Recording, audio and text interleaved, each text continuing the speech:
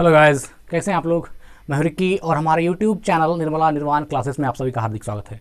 तो मध्यकालीन भारत चल रहा था और मध्यकालीन भारत में विजयनगर साम्राज्य हम लोग पढ़ रहे थे। तो विजयनगर साम्राज्य पर एक दो वीडियो बन चुकी थी और आज का जो ये वीडियो है यह भी विजयनगर साम्राज्य पर है और यहाँ पर आकर विजयनगर साम्राज्य इस वीडियो में एंड हो जाएगा और बहमनी राज्य हमारा स्टार्ट हो जाएगा।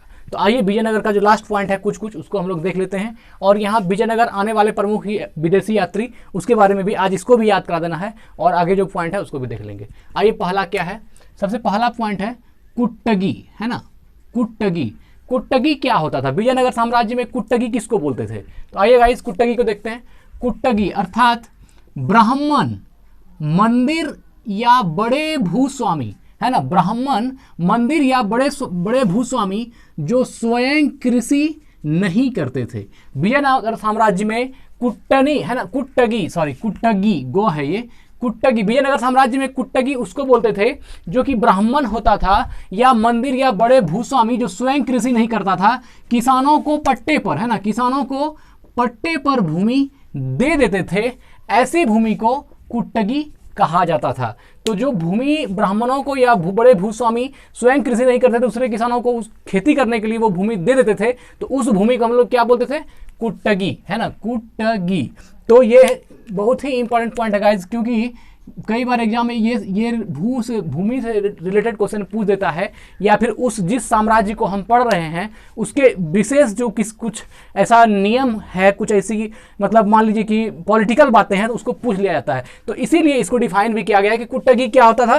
तो कुट्टगी होता था ब्राह्मण मंदिर या बड़े भूस्वामी जो स्वयं कृषि नहीं करते थे, किसानों को पट्टे पर भूमि दे देते थे और ऐसी भूमि को, है ना, ऐसी भूमि को कुट्टगी कहा जाता था। तो कुट्टगी क्या होता था, जो खुद से भूमि अपने से अपना खेती नहीं करता है, वह किसान को पट्टे पर अपना भूमि दे दिया है, तो उस दी गई भूमि को क्या कहेंगे, कुट्टगी कहेंगे। आगे बढ़ते हैं गाइस, बहुत इंपॉर्टेंट पॉइंट था ये कुट्टगी। अब देखते हैं वे कृषक मजदूर जो भूमि के क्रय विक्रय के साथ ही हस्तांतरित हो जाते थे, कुदी कहलाते थे। क्या कहलाते थे, कुदी। मोस्ट इंपॉर्टेंट पॉइंट है गाइस, देखिए इसको। कुदी क्या होता था, आपसे पूछा जाएगा विजयनगर साम्राज्य में कुदी निम्नलिखित में से क्या होता था, तो ऑप्शन डाल देगा और उसमें से आपको चुनना होगा। तो वे कृषक मजदूर जो भूमि के क्रय विक्रय के साथ, है ना, भूमि के क्रय विक्रय के साथ ही हस्तांतरित हो जाते थे, है ना, भूमि जो खरीदेगा बेचेगा उसके साथ ही वह भी हस्तांतरित हो जाता था। वही कह रहा है वे कृषक मजदूर जो भूमि के क्रय विक्रय के साथ ही हस्तांतरित हो जाते थे, कुदी कहलाते थे, है ना। जमीन तो क्रय विक्रय होगा ही, साथ में जो लोग है उसको भी हस्तांतरित हो जाना पड़ता था, उसको क्या बोलते थे, कुदी बोलते थे। देखिए वे कृषक मजदूर जो भूमि के क्रय विक्रय के साथ ही हस्तांतरित हो जाते थे, उसे कुदी कहलाते थे। वो क्या कहलाते थे, कुदी कहलाते थे। वे कृषक मजदूर जो भूमि के क्रय और विक्रय के साथ, खरीदने बेचने के साथ ही हस्तांतरित हो जाते थे, उन्हें कुदी कहते थे। मोस्ट इंपॉर्टेंट पॉइंट है, बहुत ही ज्यादा इंपॉर्टेंट पॉइंट है कुदी।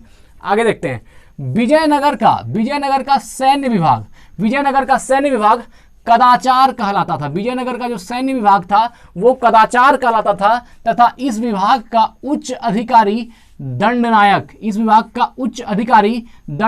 या सेनापति होता था। तो क्या कह रहा है, विजयनगर का जो सैन्य विभाग था, जो वहां की आर्मी थी, तो आर्मी के बारे में कह रहा है। विजयनगर का जो सैन्य विभाग था वो क्या कहलाता था, कदाचार।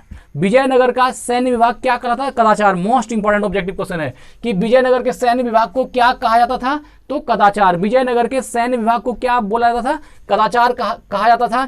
तथा इस विभाग का, ये जो कदाचार विभाग था, जो एक सैन्य विभाग था, तो इस डिपार्टमेंट, आर्मी डिपार्टमेंट को, इस विभाग को का जो उच्च अधिकारी होता था उसको दंडनायक बोलते थे, है ना। इस विभाग का, इस सैन्य विभाग का या कदाचार का जो उच्च अधिकारी होता था उसको दंडनायक बोलते थे। क्या बोलते थे, दंडनायक कहते थे या फिर सेनापति। दंडनायक या फिर सेनापति कहलाता था। आगे देखते हैं टकसाल विभाग को जोरी खाना, बहुत इंपॉर्टेंट पॉइंट है। जोरी खाना से आप क्या समझते हैं, टकसाल विभाग को जोरी खाना कहा जाता था। तो जोरी खाना किसको बोलते थे, टकसाल को, है ना।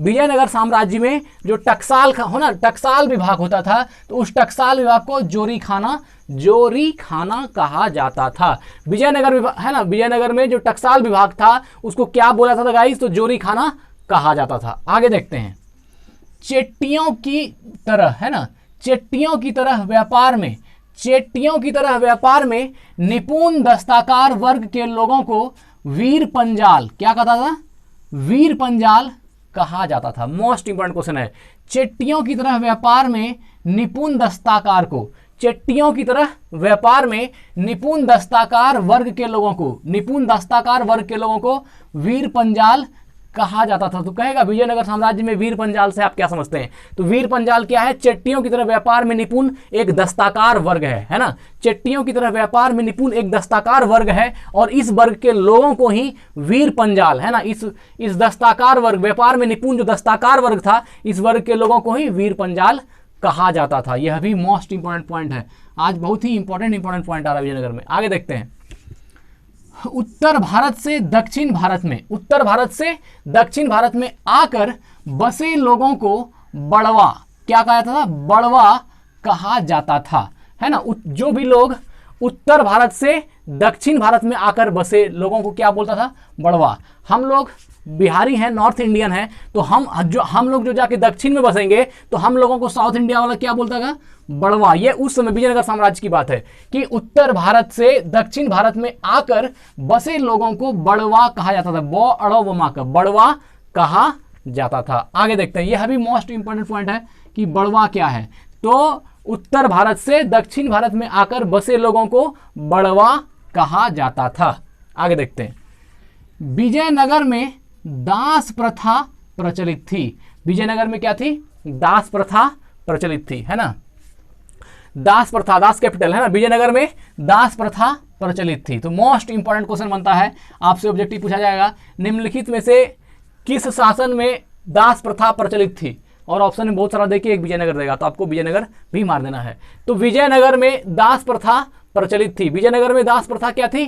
प्रचलित थी। विजयनगर में दास प्रथा प्रचलित थी। आगे देखते हैं, मनुष्यों के क्रय विक्रय को, मनुष्य के क्रय विक्रय को वेश्वग, क्या कहता था? वेश्वग कहा जाता था। मोस्ट इंपॉर्टेंट पॉइंट है, मनुष्यों के क्रय विक्रय को, मनुष्य को खरीदना और बेचना, यह व्यापार क्या कहलाता था? वेश्वग, वेश्वग कहा जाता था। तो मनुष्यों के क्रय विक्रय को वेश्वग कहा जाता था, वेश्वग कहा जाता था मनुष्यों के क्रय विक्रय को। आगे देखते हैं, मंदिरों में रहने वाली स्त्रियों को, मंदिरों में रहने वाली स्त्रियों को देवदासी कहा जाता था। जो स्त्रियां मंदिरों में रहती थी उसको देवदासी कहा जाता था। तो वही कह रहा है, मंदिरों में रहने वाली स्त्रियों को देवदासी कहा जाता था। इनको आजीविका के लिए भूमि, इन स्त्रियों को आजीविका के लिए भूमि या नियमित वेतन दिया जाता था। तो ये लोग जो देवदासी होती थी, जो मंदिरों में रहने वाली स्त्रियां होती थी, इनको आजीविका के लिए भूमि या नियमित वेतन भी दिया जाता था। चलिए आगे बढ़ते हैं। तो आपसे पूछेगा कि विजयनगर साम्राज्य में मंदिरों में रहने वाली स्त्रियों को क्या कहा जाता था? तो देवदासी कहा जाता था। विजयनगर की मुद्रा पेगोडा, विजयनगर की मुद्रा क्या है? पेगोडा। विजयनगर की मुद्रा पेगोडा तथा बहमनी राज्य, है ना, बहमनी राज्य की मुद्रा हून थी। विजयनगर की मुद्रा क्या थी? पेगोडा। मोस्ट इंपॉर्टेंट क्वेश्चन है, विजयनगर की मुद्रा पेगोडा, है ना। विजयनगर की मुद्रा क्या, विजयनगर की जो करेंसी थी क्या थी? पेगोडा थी। और बहमनी राज्य की करेंसी क्या थी? हून। तो विजयनगर पेगोडा बहमनी राज्य हून, विजयनगर पेगोडा बहमनी राज्य हून। तो क्या कर रहे, विजयनगर की मुद्रा पेगोडा थी तथा बहमनी राज्य की मुद्रा हून थी। मोस्ट इंपॉर्टेंट क्वेश्चन है ये। विजयनगर की मुद्रा क्या थी? पेगोडा थी। और बहमनी राज्य की मुद्रा क्या थी? हून थी। सुपर इंपॉर्टेंट क्वेश्चन है, इसको तुरंत याद कर लीजिए। अब देखिए क्वेश्चन, अब यहां से हम लोग याद करते हैं, विजयनगर आने वाला प्रमुख विदेशी यात्री। Most important to the power infinity, बहुत ही ज्यादा इंपॉर्टेंट क्वेश्चन है ये। विजयनगर आने वाले प्रमुख विदेशी यात्री। विजयनगर जब साम्राज्य स्थापित हुआ तो वहां बहुत सारे विदेशी यात्री आए, उन्हीं का विवरण है कि किस शासक के काल में कौन सा विदेशी यात्री किस वर्ष आया। तो इसके बारे में हम लोग यहाँ पर देखेंगे। तो एक तरफ यात्री लिखा हुआ है, यहाँ पर यात्री जो यात्रा करने आए थे। दूसरा देश जो जहाँ से आए थे, जो यात्री जहाँ के थे उन्हीं के देशों का नाम है। जैसे निकोलो कांटी कहाँ से आए थे? इटली से। और ये काल क्रम दिया हुआ है कि किस काल में वो आए थे। और यहाँ है शासक कि उस समय विजयनगर साम्राज्य में कौन सा शासक शासन कर रहा था। तो आइए पहला पॉइंट देखते हैं, निकोलो कांटी। बहुत ही इंपॉर्टेंट है निकोलो कांटी। ये कहाँ का था? इटली का था। निकोलो कांटी कहाँ का था? इटली का। निकोलो कांटी कहाँ का था? इटली का। निकोलो कांटी कहाँ का था? इटली का था। और ये 1420 ईस्वी में कब भारत आया?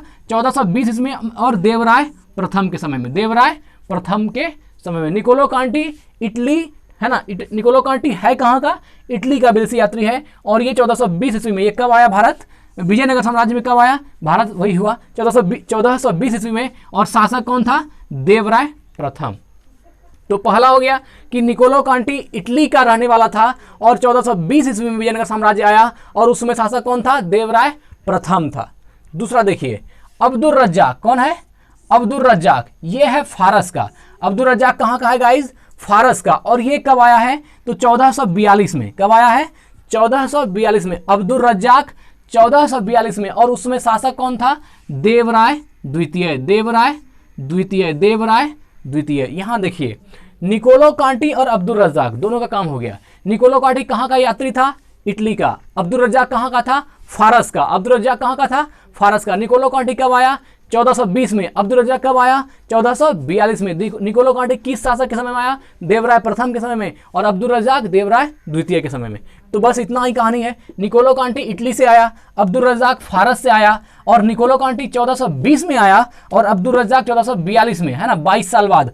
तो अब्दुल रज्जाक जो है 1442 में आया और निकोलो कांटी देवराय प्रथम के समय में और अब्दुल रज्जाक देवराय द्वितीय के समय में। आप देखिए, जब 1420 में आया तो देवराय प्रथम स्वाभाविक है, और जब ये 1442 में आया मतलब 22 साल बाद आया तो देवराय द्वितीय भी स्वाभाविक है। तो देवराय प्रथम के समय में, देवराय द्वितीय के समय में। तो सबसे पहले कौन है, सबसे पहले निकोलो कांटी, कहाँ का, इटली का। निकोलो कांटी कहाँ का, इटली का।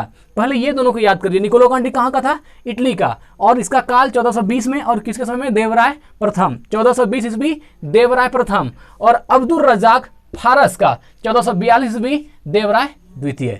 हमको लगता है निकोलो कांटी और अब्दुल रज्जाक आप लोगों को याद हो गया होगा। निकोलो कांटी कब आया था, 1420 में। किसके समय में, देवराय प्रथम। कहाँ का था, इटली का, एकदम साफ याद है। अब्दुल रज्जाक कहाँ का था, फारस का। अब्दुल रज्जाक कहाँ का था, फारस का। और कब आया, 1442 में। और किसके समय में, देवराय द्वितीय के समय। तो ये दोनों गाइस हो गया। अब देखिए तीसरा, फर्स्ट हो गया, सेकंड हो गया, तीसरा है नूनीज।